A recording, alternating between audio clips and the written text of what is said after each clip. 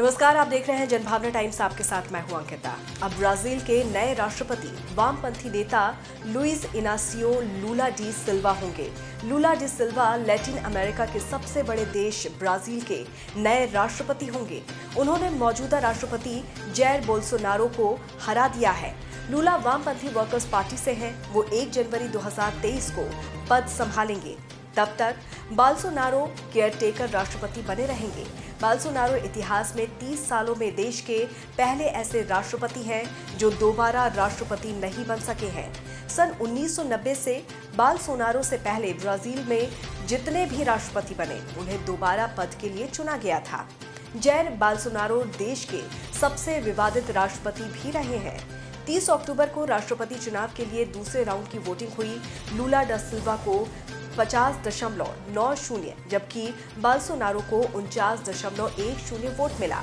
Brazil के संविधान के मुताबिक चुनाव जीतने के लिए किसी भी कैंडिडेट को कम से कम 50 वोट हासिल करने होते हैं।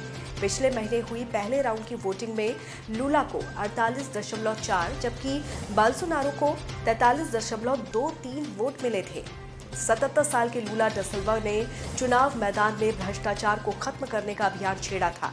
उनका कहना था कि बोल्सोनारो के दौर में भ्रष्टाचार बढ़ा। वैसे लूला भी राष्ट्रपति रह चुके हैं और उन्हें भ्रष्टाचार के कारण पद भी छोड़ना पड़ा था। भ्रष्टाचार के आरोप सही साबित होने के बाद वो 580 दिन जेल में भी रहे थे। इस साल लूला 6वीं बार राष्ट्रपति पद का चुनाव लड़े थे, जिसमें उन्हें जीत मिली। उन्होंने पहली बार 1989 में चुनाव लड़ा था। ये तीसरी बार होगा जब लूला राष्ट्रपति पद संभालेंगे। इसके पहले वो 2003 से 2010 के बीच 2 बार राष्ट्रपति चुने गए थे। राजनीति में आने से पहले वो एक फैक्ट्री में काम करते थे। राष्ट्रपति चुनाव का फैसला आने के बाद अब पूरी दुनिया की नजरें बोल्सोनारो और उनके समर्थकों पर टिकी हुई हैं।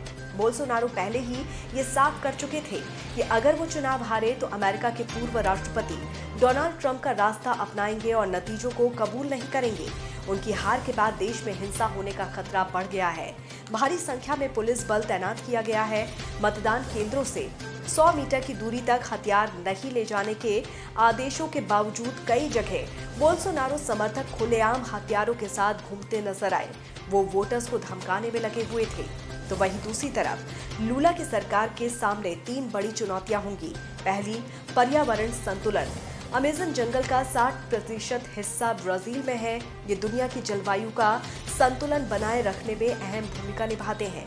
साथ ही ग्लोबल वार्मिंग से लड़ने में भी मदद करते हैं।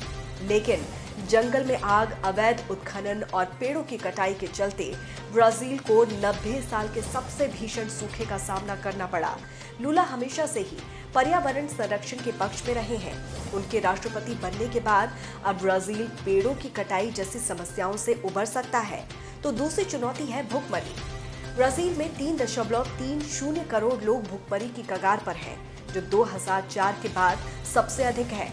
इसके चलते वैश्विक स्तर पर खाद्य और ईंधन की कीमतों को कम करने का सरकार पर दबाव है। तीसरी है खस्ता हाल अर्थव्यवस्था। ब्राजील दुनिया की 9वीं सबसे बड़ी अर्थव्यवस्था है, लेकिन पिछले कुछ महीनों में यहाँ महंगाई की वजह से हालात बदतर होते गए हैं। इस खबर पर क्या है आपकी राय, जरूर बताइए। देश और दुनिया की तमाम खबरों को विस्तार से जानने के लिए आप हमारी वेबसाइट www.jbt.com को लॉग इन कर सकते हैं। जुड़े रहिए जनभावना टाइम्स के साथ। नमस्कार।